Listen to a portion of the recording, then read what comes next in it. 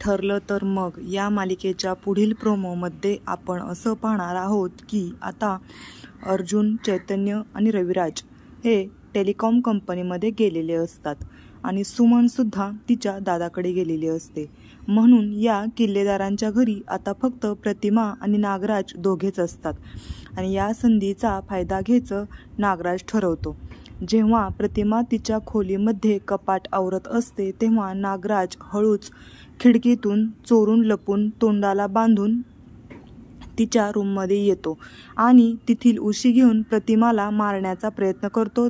तो उशी तिच्या तोंडावर दाबून तिला मारण्याचा प्रयत्न करतो. प्रतिमा स्वतःला वाचवण्यासाठी खूप प्रयत्न करते. आता दुसरीकडे पूर्णाजी त्यांच्या रूममध्ये असतात तेव्हा प्रियासुद्धा तिथे असते. आता पूर्णाजीला काठी पाहिजे असते म्हणून पूर्णाजी प्रियाला म्हणतात की ते काठी दे ग जरा तन्वी.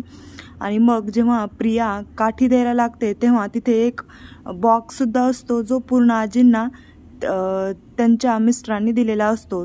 तो बॉक्स खाली पडतो प्रियाकडून काठी देताना पूर्णाजीला.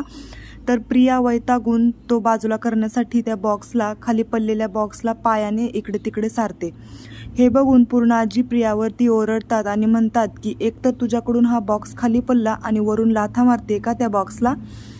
आणि असा पूर्णाजीचा आवाज ऐकून तिथे बाबा म्हणजे प्रतापराव, अर्जुन आणि सायली येतात आणि ते म्हणतात, प्रतापराव म्हणतात की पूर्णाई, बाबांनी दिलेला बॉक्स खाली कसं काय पडला. तेव्हा पूर्णाजी त्यांना सांगतात की या प्रियाने खाली पाडला तो आणि वरून त्याला लाथा मारतीये.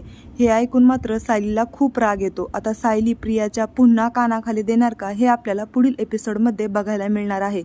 आणि इथेच हा प्रोमो संपलेला आहे. व्हिडिओ आवडला असल्यास चॅनलला सबस्क्राईब करा आणि एक लाईक करा. थँक्यू.